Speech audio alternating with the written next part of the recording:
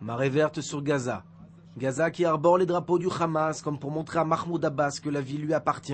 La foule est venue nombreuse, les armes aussi. De l'autre côté du jaune pour le camp du Fatah, minoritaire dans la ville de Gaza. Dans les deux camps, personne ne semble décidé à renoncer au règne du pouvoir et à ses bénéfices. C'est une question d'honneur, un honneur que l'on venge dans le sang.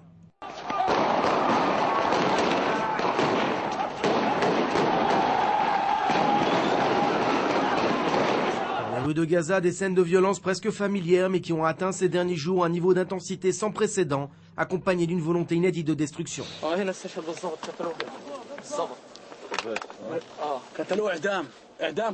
Samedi soir, les hommes du Hamas ont pris d'assaut un camp d'entraînement de la garde présidentielle, tirant dans tous les sens sans discernement. Un garde a été abattu.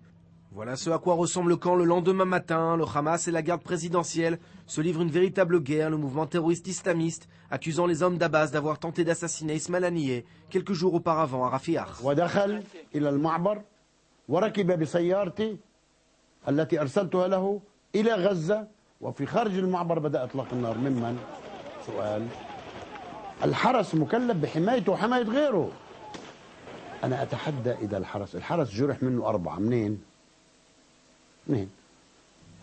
Mohamed Dakhlan, autrefois l'homme fort de Gaza, est devenu une cible.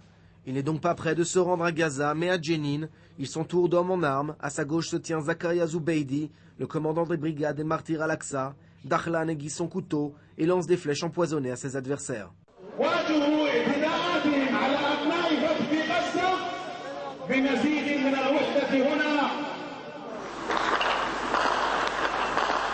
Les hommes du Fatah ont tiré sur le cortège du ministre du Hamas des Affaires étrangères, Mahmoud Al-Azhar.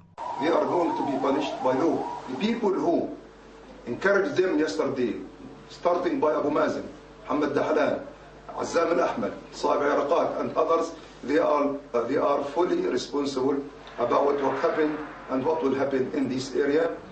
Dans l'entourage de Mahmoud Abbas, on qualifie de courageuse sa décision de recourir à des élections anticipées.